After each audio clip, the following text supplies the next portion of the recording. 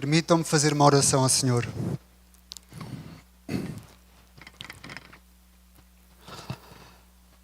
Continuamos na Tua presença, Senhor, para reconhecer que só Tu és Deus. Não nos apresentamos aos nossos méritos humanos, não trazemos as obras das nossas mãos, mas vemos através da graça, do amor, Senhor, da perfeição de Jesus Cristo, o nosso intercessor, que neste momento nos permite chegar a tamanha santidade, Senhor. Pedimos-te que não seja informação para o nosso intelecto somente. Pedimos que não seja uma palestra, Senhor. Pedimos que não sejam motivações, nem coachings humanos, Senhor.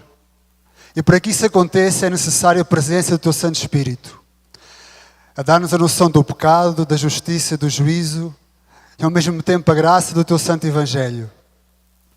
Tira a inflamação, Senhor, do nosso ego. Continua a fazer o milagre, Tu mesmo apacentares os Teus cordeiros, as Tuas ovelhas, através do Teu Santo Evangelho, da Tua Palavra, e ser connosco neste momento, Senhor. Tudo isso Tu pedimos através de Jesus Cristo. Amém, Senhor. Começo com uma pergunta. Se nós tivéssemos tido a oportunidade de caminhar com Jesus nesta terra, de vê-lo cara a cara, de ver como Ele vivia, de fazer parte destes discípulos que caminharam com Ele durante 3 anos no seu ministério, que ensino, que aprendizagem íamos demandar de Jesus Cristo? Os nossos olhos viram, o que os nossos olhos aprenderam, o que os nossos ouvidos ouviram, o que é que íamos pedir a Jesus para que nos ensinasse? Houve uns homens, principalmente 12 homens, que intimaram de perto, muito perto com Jesus. Por vezes eram só 3 deles. E durante essa intimidade, durante o ministério de Jesus, se agarrássemos nestes 3 anos, esses 12 apóstolos podiam pedir ao Senhor várias coisas. Como não, Senhor, ensina-nos a pregar a Tua palavra. Porque ninguém o fazia nem faz como Jesus. Senhor, ensina-nos a fazer milagres. Porque Jesus fazia milagres, sinais e prodígios. Podiam também pedir, Pedro, um pouco mais emocionado, Senhor, ensina-me a andar sobre o mar. Ou até mesmo a sanar a minha sogra, porque não? Podiam pedir 1001 coisas. Mas não queda registado na palavra de Deus que eles tenham pedido, Senhor, ensina-nos a orar. Senhor, ensina-nos a fazer milagres. Mas pediram uma ensinança a Jesus. Pediram um ensino a Jesus. E isso fica registado lá em Lucas, capítulo 11, versículo 1. Um texto muito, muito bonito. Um texto bastante especial, dos meus versículos favoritos da palavra. Lucas 11, versículo 1. Parece um versículo normal, uma situação corrente, mas esquadrinhamos e observamos este versículo, tem alguns pormenores muito interessantes. Diz assim a palavra de Deus. De uma feita estava Jesus orando em certo lugar. Quando terminou, um dos seus discípulos lhe pediu, Senhor, ensina-nos a orar como também João ensinou os seus discípulos. Repita a parte final. Ensina-nos a orar como também João ensinou os seus discípulos. Percebemos neste texto que em certa situação, outras traduções dizem, em certo dia, em certo lugar, estava Jesus a orar. E um dos discípulos demandou o ensino de Jesus. É muito curioso porque ele não foi invejoso. E quando lhe pediu para ensinar, não só pediu para ele, mas pediu no plural. Diz, ensina-nos a orar. Pediu a Jesus para que os ensinasse a orar. Parece normal, mas não. Nós nunca na nossa vida iríamos pedir a alguém que nos ensinasse a fazer alguma coisa se essa pessoa não o fizesse bem. Imaginar, queremos ser um mecânico de automóveis. Não vamos pedir a um senhor que corta cabelos para nos ensinar a arranjar automóveis, não é? Imaginemos que queremos ser médicos. Não vamos pedir a um jogador de futebol que nos ensine a ser médicos. Sempre que nós pedimos ensino, sempre que os nossos olhos cobiçam um ensino, sempre que a nossa alma demanda um ensino, é porque essa pessoa o faz bem. E não só o faz bem, senão também o faz constantemente. Faz parte da vida dele. Faz parte da rotina dele. Então partimos do princípio de que esse discípulo via Jesus não só orar várias vezes, e vamos ver na palavra que isso acontecia várias vezes, mas certamente o fazia bem. E isso suscitou nele uma cobiça. Mas neste texto não só fala que esse discípulo pediu o ensino de Jesus, mas como também faz uma comparação. Diz o texto, reparem neste pormenor muito interessante. Ensina-nos a orar como também João ensinou os seus discípulos. E este texto é meio estranho. Porquê? Porque este João que está aqui é João Batista. E a verdade, segundo o nosso entendimento, seria mais lógico estar registado: ensina-nos a batizar como João. Não seria? Ou ensina-nos a pregar a mensagem do arrependimento como João. Ou ensina-nos a diminuir para que ele aumente. Mas fica registado que João, o Batista, aquela voz que clamava no deserto, ensinava os seus discípulos a orar. Jesus orava. Aquele que diz a Bíblia, não houve homem nascido de mulher como ele, orava e ensinava os seus discípulos. Então, partindo deste princípio, observando esse versículo, que ensino as pessoas deviam demandar de nós? Ou deviam ver em nós? Homens e mulheres de oração, tal como o Maestro. Essa devia ser uma das marcas, ou deve ser uma das marcas que existe no cristão. Porque a oração fazia parte da vida e da rotina de Jesus. E um ponto muito importante, Jesus não precisava de orar, porque Jesus é Deus. Jesus não precisava de orar, porque Jesus é Deus. Principalmente, deixou na sua soberania Deus estes registros para nos ensinar o caminho. Para nos mostrar como devemos viver. Para mostrar como nos devemos comportar.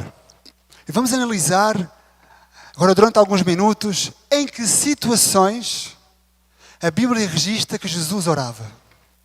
Em que situações podemos ver que os discípulos observavam Jesus orar, ou que a própria Bíblia registra que Jesus Cristo orava. Existe muito mais texto do que aquilo que eu vou citar, mas separei alguns interessantes para que possamos meditar. Vamos começar por Marcos 1. Vamos lá, Marcos 1, Evangelho. Do versículo 35 até ao 39.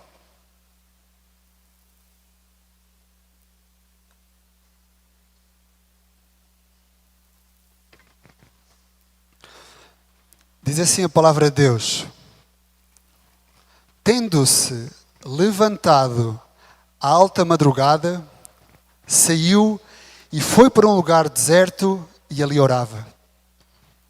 Procuravam-no diligentemente Simão e os que com ele estavam. Tendo-o encontrado, lhe disseram: todos te buscam.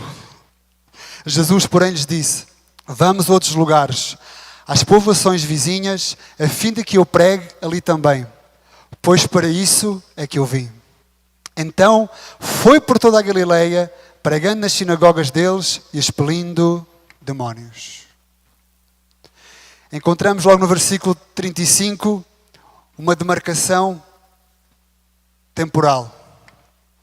À alta madrugada. Outras versões, de manhã bem cedo. Então vemos aqui na rotina de Jesus que ele, de de manhã bem cedo, à alta madrugada, agora dá uma demarcação geográfica, se separava. Ia para lugares solitários e ali orava. E é muito interessante percebermos como o texto está montado, porque se analisarmos os versículos percebemos que havia um anseio em encontrar Jesus. E eles diziam, Senhor, no 37, todos te buscam. Havia um anseio por Jesus. E buscavam-no para cumprir tarefas bastante importantes. Que tarefas eram essas? Se vemos a continuação no 38, fala de pregação. No 39, fala em ir à sinagoga pregar. Fala também em expelir demónios, em libertar almas que estavam presas. Em outras palavras, tudo aquilo que Jesus tinha a fazer eram tarefas muito importantes. E humanamente falando, como cristãos, não há nada mais importante do que pregar a palavra, do que ensinar. E havia pessoas que demandavam esse ensino. Mas antes de Jesus ir ensinar, mas antes de Jesus ir libertar aqueles que estavam presos por demónios, mas antes de Jesus ir socorrer essas almas com a palavra, separava-se para orar.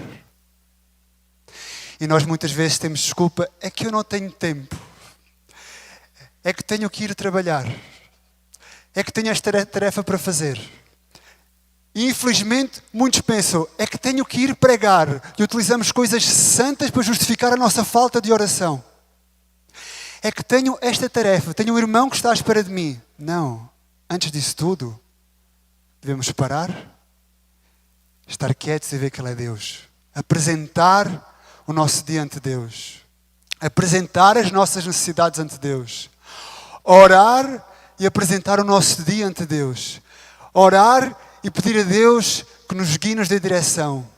A continuação do texto que lemos lá, em Lucas 11, Jesus Cristo vai ensinar os discípulos a orar, onde apresenta a adoração, onde apresenta a petição, onde apresenta a intercessão. Nós muitas vezes esquecemos desse meio de graça que Deus nos deixou, que é a oração, que é o meio que nos serve para santificar e nos ter mais próximos de Deus. Então não há desculpa para nós estarmos ante Deus.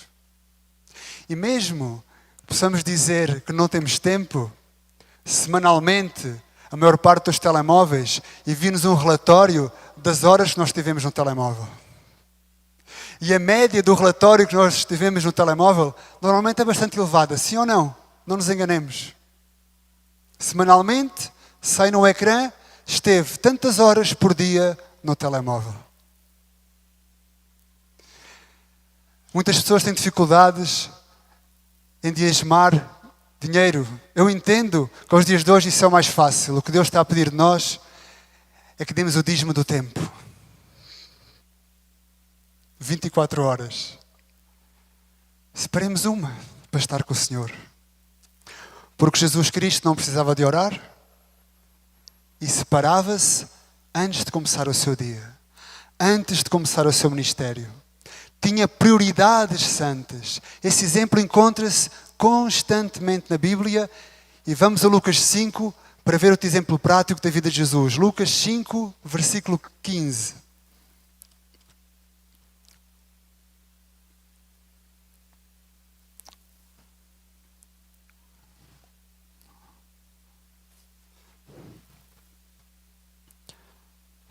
Vamos ler o 15 e o 16. Diz assim: porém, o que se dizia a seu respeito cada vez mais se divulgava. E grandes multidões afluíam para ouvir e serem curadas das suas enfermidades. Ele, porém, se retirava para lugares solitários e orava. Ele, porém, se retirava para lugares solitários e orava. Entendemos hermeneuticamente que o contexto destes versículos era que ainda não tinha chegado o momento de Jesus se revelar publicamente. Ainda não tinha sido o momento de Jesus se revelar publicamente às multidões. Mas percebemos no versículo 15 que, mais uma vez, as multidões afluíam a Jesus por motivos bastante importantes e por motivos santos. Procuravam, afluíam a ele para o ouvir. E para serem curadas. E nós muitas vezes cuidamos a oração com motivos santos. É que vou ter que ir evangelizar. É que vou ter de ir pregar a palavra. Que vou ter de ir cuidar do irmão. E enganamos muitas vezes. Porque quando nós somos salvos por Deus, somos salvos primeiramente para ter um relacionamento com Deus. Um relacionamento íntimo com Deus. E se a nossa vida não estar a acontecer um relacionamento íntimo com Deus através da oração, da leitura da palavra, o resto passa a ser ativismo. Passa a ser uma vida religiosa. Há um versículo muito interessante. Quando nós recordamos o ministério dos apóstolos, sempre pensamos que os apóstolos foram escolhidos para a evangelização, para conquistar as nações. Mas fica registado na Bíblia que Jesus escolheu os 12 para estarem com Ele. Primeiramente para estarem com Ele. E sabemos que podemos evangelizar, podemos pregar, podemos trabalhar, podemos comer e fazer tudo isso com Jesus.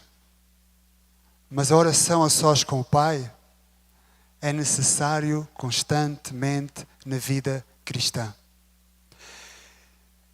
É necessário tomar decisões importantes. É necessário enfrentar diariamente o pecado. É necessário enfrentar diariamente as adversidades.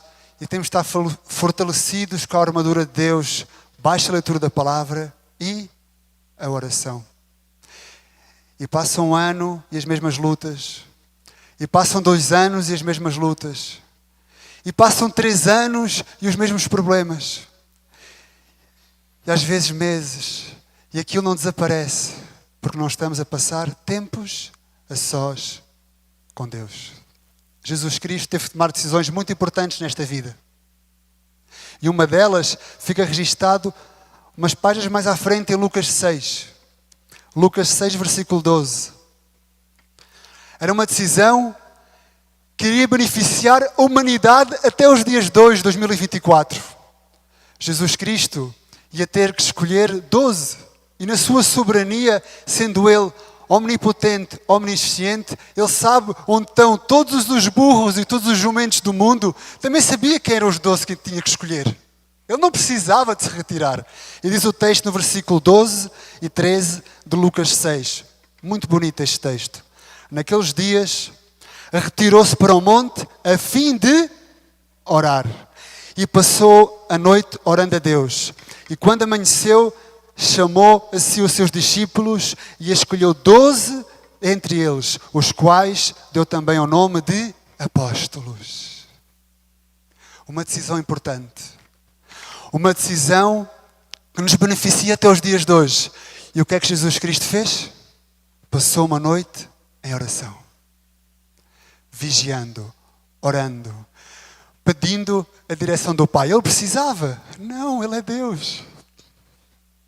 Então nós, como somos capazes de deliberadamente escolher um trabalho, deliberadamente escolher a mudança de um país, escolher um curso universitário, escolher com quem casar, etc, etc, etc, sem estar um tempo a sós com Deus.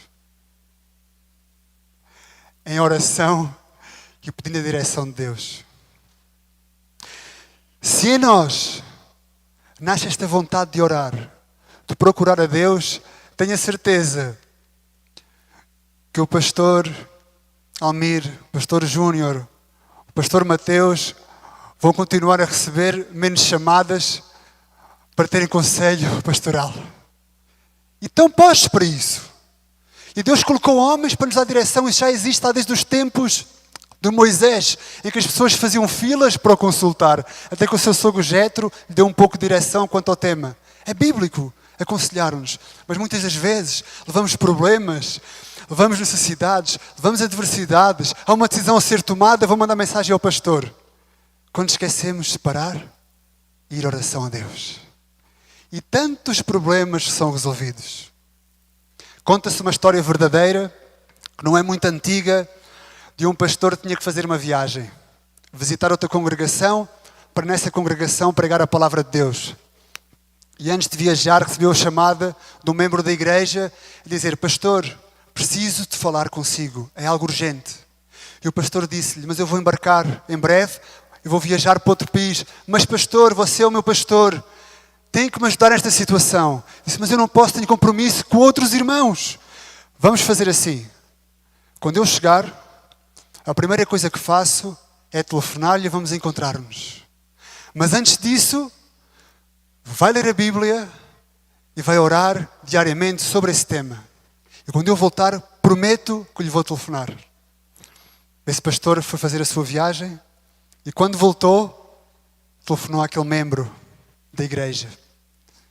Quando lhe telefonou, lhe disse: irmão, o que é que está a precisar? Estou aqui, vamos falar. Ele disse: pastor, já não preciso. Durante o tempo de leitura e oração, o meu problema foi resolvido. E a pergunta que eu faço é: acreditamos neste Deus? Se acreditamos, temos de vivê-lo. Se não é um conhecimento intelectual, sabedoria humana, o melhor conhecimento é aquele que é posto em prática. Então, se queremos ver mudança nas nossas vidas, mudanças espirituais, mudanças de rotinas, aqueles pecados que estão constantemente e não desaparecem, separemos-nos para estar com Deus. Separemos-nos para conformar a sua vontade. Separemos-nos para pedir direção. Fica registado um texto muito interessante que se encontra em Lucas 9, que Jesus foi mudado. Jesus foi transfigurado.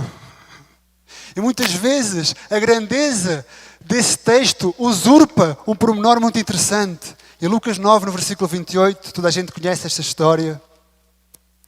Toda a gente conhece o que aconteceu naquele monte. Há algo muito, muito importante para nós.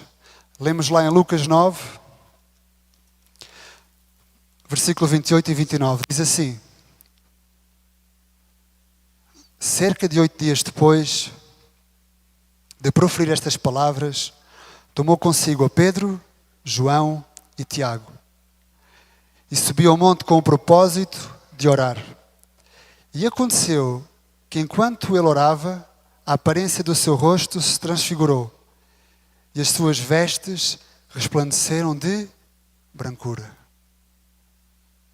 Este texto é conhecido por todo o cristão. Mesmo aquele que está a dar os primeiros passos na fé, ao chegar a estes textos, memoriza e recorda a transfiguração. Aquele momento em que foi possível ver o reino de Deus, onde foi possível ver Moisés, onde foi possível ver Elias. Mas muitas vezes a grandeza do momento, e muitas vezes a pergunta de Pedro a Jesus usurpa um pormenor muito interessante. Se nós reparamos no versículo 28, o propósito de Jesus num texto não foi ir ser transfigurado. O texto diz no final do versículo 28 que subiu ao monte com o propósito de orar.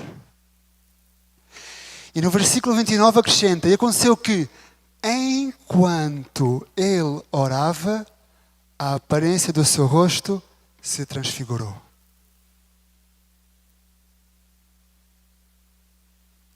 Se queremos ter visões, não falo de visões de ver coisas, uma mente eterna, uma mente igual ao do Senhor, uma mente bíblica, temos que passar tempo em oração e a sós com Deus. Se queremos ver mudança em nós, mudança ao ponto dos demais das pessoas notarem, temos que passar tempos a sós com Deus. Um cristão que não ora é fácil detectar. Passamos 1 hora a falar com ele e percebemos que é uma vida mecânica. Percebemos que é conhecimento intelectual. Percebemos que deixou de estar a sós com Jesus. É fácil de notar isso. Aquele que está a sós com Jesus, onde ninguém vê, nota-se. Nota-se que é uma vida diferente. Nota-se que é uma postura diferente. Lembram-se quando Moisés baixava do monte e o seu rosto brilhava e tinham que tapar o seu rosto? Porque Moisés foi mudado, porque se via aquele brilho, porque tinha estado no monte a sós com Deus. Deus não é científico no aspecto de que possamos colocar numa proveta e repetir. Deus não pode ser colocado num laboratório e atingir os mesmos resultados. Mas se é algo na palavra de Deus que podemos, entre aspas, dizer que é um método científico, é a oração. Porquê? Por sempre que Deus vai orar, vai usar uma pessoa, vai usar uma família, vai usar uma casa, vai usar uma igreja. Quando lemos as histórias dos avivamentos do passado, Deus antes convocou aquelas pessoas para a oração. Então, se queremos mudanças nas nossas vidas, nas pessoas que estão à nossa volta, temos que começar a orar e interceder. E a oração não vai mudar a Deus. A oração não está feita para um braço de ferro até que ponto Deus vai ceder e vai dar as vontades do meu coração. Não, Jesus também deixou o exemplo lá no Getsemani. Deus meu, se é possível, passa de mim esse cálice. No entanto, não se faça a minha vontade, mas sim a tua. A oração não vai mudar a vontade de Deus, vai nos conformar à vontade de Deus. A circunstância não vai mudar, mas Deus vai nos mudar a nós perante a circunstância. Aquele problema era gigante e passa a ser pequenino. A nossa mente era terrenal e passa a ser eterna. Os nossos desejos eram temporais e possamos ver a grandeza do Evangelho, a libertação dos pecados. Senhor, miserável de mim, quem me livra deste corpo de morte? Vem o perdão, vem o arrependimento. Isso só acontece a sós com Deus. Imagina o que é no relacionamento um marido que não fala com uma mulher que não fala com o marido, um pai que não fala com um filho que não fala com um pai. Quando nós não oramos, é isso que acontece. Dizemos-nos que somos a noiva e não falamos com o noivo. Dizemos que somos filhos e não falamos com o pai. Isso não faz sentido. Por isso, não estou aqui para colocar numa posição superior, nem exaltar aqueles que oram, nem diminuir aqueles que não oram. Estou aqui para mostrar o que Jesus fazia para seguirmos o seu exemplo. Estou aqui para mostrar que nele há redenção. E muitas vezes, quando nós encaramos a vida cristã, é-nos muito fácil cair nas rotinas. Eu digo-vos, é fácil ser cristão no Brasil. Porquê? Nós podemos passar os dias todos envoltos em atividades santas, puras. Recordo-me quando venho ao Brasil, há 4 anos, por exemplo, eu passei mais tempo, podia haver uma conferência nesta igreja, uma conferência na Igreja da Paz, podia ir ao seminário, a uma atividade, podíamos ter os jovens, podíamos ser o OANS, podíamos ser o SAF, podíamos ter a EBD, temos pastores que nos ensinam, temos seminários, e podemos cair nessa rotina e pensar que é o suficiente na vida cristã e deixamos de ter intimidade com Deus. Porque tudo isso é bom, tudo isso ajuda, mas tudo isso tem que ter uma finalidade, estar a sós com Deus. Quando Jesus Cristo fez a multiplicação dos peixes e as pessoas se maravilharam, Jesus parou-se para ir orar a sós. Quando todos vinham da festa dos tabernáculos e foram para a sua casa, Jesus foi para o Getsemani. Então o fim não é a festa, o fim não é o culto. Tudo isto tem que fazer com que nos leve a estar a sós com Deus. Tudo isso tem que nos levar a motivações santas. As reuniões de oração são boas, como está a acontecer no dia de hoje, mas temos de ter uma vida de oração. Não é a reunião de oração da igreja que vai mudar a nossa vida de oração. É a nossa vida de oração que vai ser benéfica para a reunião de oração em congregação. E nós somos templo de Deus. E Deus não disse que veio fazer da nossa casa, deste templo, um templo de sabedoria, um templo de conhecimento, um templo de teologia. Disse fazer da sua casa uma casa de oração. Então, uma das marcas daquele que é nascido de novo, daquele que caminha com Deus, é que são homens e mulheres de oração. E termino já com duas coisinhas. Primeira, a oração tem que deixar de ser invejosa. Tem que deixar de ser superficial. É verdade que há pessoas que estão a dar os primeiros passos e precisam de leite, mas constantemente analisamos nas reuniões privadas e públicas que não passa do pedido de saúde, que não passa do pedido para passar na carta de condução, que não passa no pedido para passar no exame universitário. São coisas boas, devemos pedir aos irmãos que intercedam por nós. É necessário. Devemos ter orações maduras, orações espirituais. Devemos só passar da petição e a adoração a Deus. Só passar da petição e pedir para intercessão.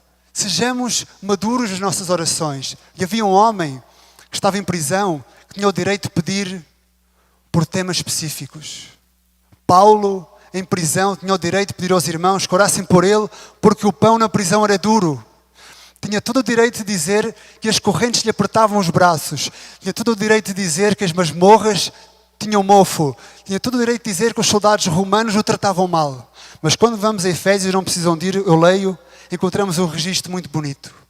Paulo, em cadeias, em prisão, deixa registado em Efésios 6, versículo 18, o seguinte: e com toda oração e súplica, orando em todo o tempo no Espírito, e para isso vigiando com toda a perseverança e súplica por todos os santos. E atenção agora.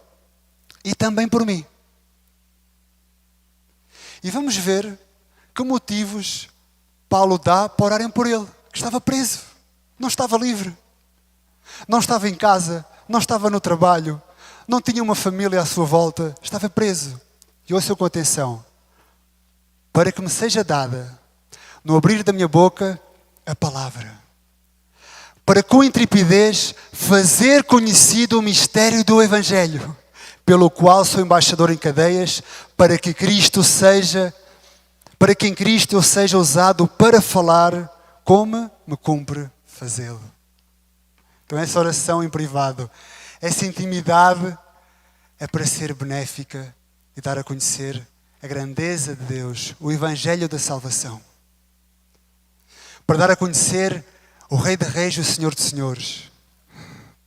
Aquele que morreu numa cruz para salvar a pecadores. E que nos libertou da nossa vida miserável, por graça fomos salvos. Jesus Cristo começou o seu ministério a orar. Orou no seu batismo. Viveu o ministério de oração e na cruz também orou. Terminou em oração. Da mesma forma que orava sozinho, terminou sozinho numa cruz, porque o Pai o abandonou. Ele dizia: Pai, perdoa-os porque não sabem o que fazem. Ele também disse: Deus meu, porque me desamparaste. E orou sozinho numa cruz. Fica registado que as mulheres que o seguiam viam de longe. E aquele desamparo na cruz foi para amparar-nos. E agora quando oramos, dizemos: é que eu não sinto a Deus. É que Deus não me ouve. Isso é falta de conhecimento das Escrituras, porque as Escrituras ensinam que temos um sumo sacerdote perfeito que intercede ao Pai por nós. Oramos e Jesus intercede ao Pai por nós. Não estamos sozinhos nestes momentos de orações. O Rei de Reis continua a orar conosco. Por isso animo-os e animo também a mim. O que eu estou a dizer é algo que tenho recordado constantemente para que tenhamos uma vida de oração. Oremos a palavra. A melhor forma de ouvirmos as orações respondidas é orarmos a palavra. Jacó, a primeira vez que orou, pedia a Deus o que tu prometeste, o que tu disseste. Então muitas vezes não somos respondidos nas nossas orações porque os nossos pedidos não são de acordo com a palavra de Deus. Então se conhecemos a palavra, demandemos ao Senhor, ensina-nos a orar. Porque Ele disse que queria fazer da sua casa uma casa de oração. Amém? Deus nos ajude. Vamos orar.